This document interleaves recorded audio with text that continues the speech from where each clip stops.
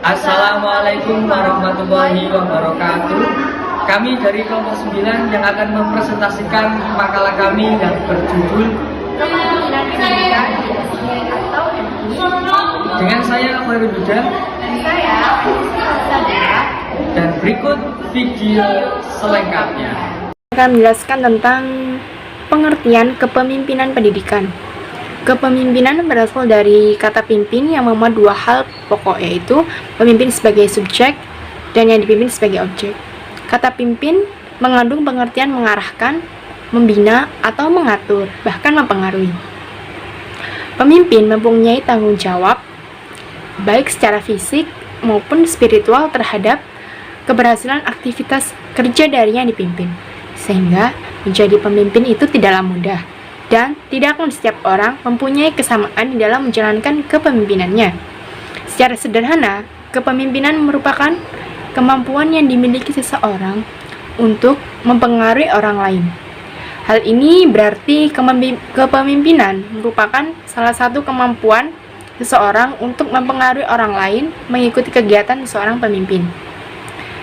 Berarti dapat disimpulkan bahwasannya pemimpin adalah proses mempengaruhi individu atau kelompok orang lain untuk melakukan sesuatu dengan sukarela sehingga tercapai tujuan yang diinginkan.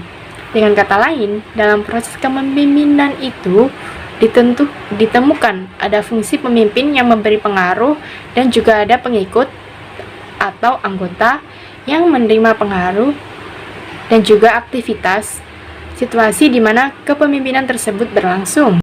Selanjutnya yakni gaya kepemimpinan pendidikan. Nah, menurut Asmendri ada 4 gaya kependidikan, yakni yang pertama tipe otoriter.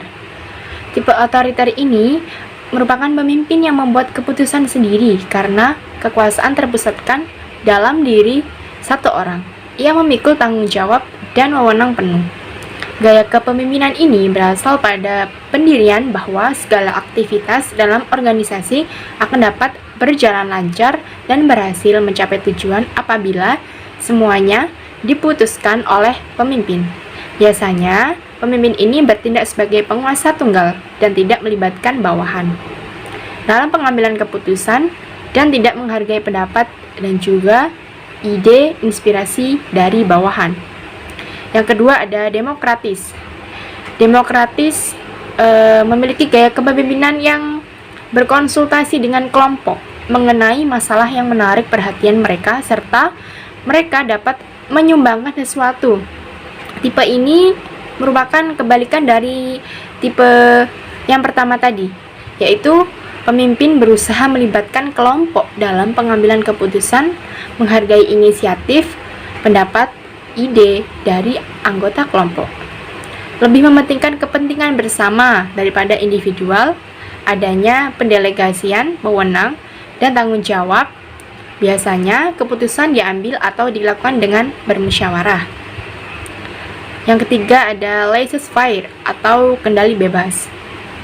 Gaya kepemimpinan ini memberi kekuasaan pada bawahan. Kelompok dapat mengembangkan sasarannya sendiri dan memecahkan masalah sendiri. Pengarahan tidak ada atau hanya sedikit. Pada tipe ini, pemimpin seperti tidak melakukan fungsi kepemimpinan dan sifat kepemimpinannya tidak tampak. Yang terakhir ada tipe pseudo-demokratif.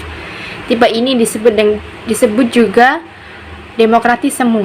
Seseorang pemimpin yang mempunyai tipe demokratis ini hanya nampaknya saja yang demokratis, padahal sebenarnya tidaklah bersifat otoriter. Harsey dan Blekart mengatakan bahwa gaya kepemimpinan yang paling efektif adalah kepemimpinan yang disesuaikan dengan tingkat kedewasaan atau kematangan dari bawahannya. Kita masuk di poin C, yaitu kompetensi kepala sekolah atau madrasah sebagai pemimpin. Dalam Undang-Undang Republik Indonesia Nomor 14 Tahun 2000 tentang guru dan dosen dijelaskan bahwa kompetensi adalah seperangkat pengetahuan, keterampilan dan perilaku yang harus dimiliki sekaligus dihayati dan dikuasai oleh guru atau dosen dalam melaksanakan tugas keprofesional. Nah, sedangkan Charles mengemukakan bahwa kompetensi merupakan perilaku rasional untuk mencapai tujuan yang dipersyaratkan sesuai dengan kondisi yang diharapkan. Nah, kompetensi apa yang harus dimiliki oleh kepala sekolah madrasah? Nah, berdasarkan peraturan Menteri Pendidikan nomor 13 tahun 2007 tentang standar kepala sekolah madrasah terdiri dari kompetensi, diantaranya adalah kompetensi manajerial, kompetensi kewirausahaan, kompetensi supervisor, kompetensi kepribadian, dan juga kompetensi sosial. Kita lanjut ke poin D, yaitu kepemimpinan kepala sekolah yang efektif.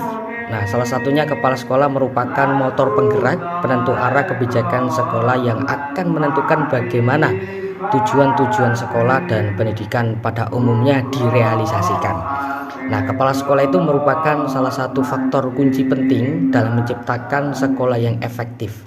Nah, menurut Black and Mountain, dalam memimpin sebuah organisasi diperlukan beberapa elemen yang dapat mengantarkan sebuah kepemimpinan yang efektif, yakni yang pertama adalah inisiatif. Pemimpin harus tanggap dengan keadaan dan kondisi organisasi yang dipimpinnya serta memiliki daya inisiatif yang sangat tinggi. Yang kedua yaitu inquiry dalam memimpin, maka seorang pemimpin harus memiliki informasi yang komprehensif tentang hal yang menjadi tanggung jawabnya. Yang ketiga, advokasi, dukungan sangat dibutuhkan dalam kepemimpinan. Banyak kasus yang menunjukkan bahwa seorang pemimpin kadang merasa kurang percaya diri dengan perbuatan dan kebijakan yang ia putuskan karena dirinya tidak memiliki dukungan yang maksimal dalam kelompok. Yang keempat adalah konflik solving. Pemimpin selain memiliki inisiatif dan kreatif juga dituntut memiliki kemampuan untuk memecahkan masalah dalam sebuah organisasi. Kita lanjut yang kelima,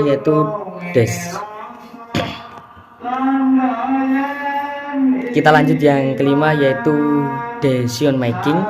Decision making ini adalah seorang pemimpin dalam menjalankan roda kepemimpinan, yaitu dituntut harus memiliki kemampuan dalam memutuskan sesuatu yang terbaik.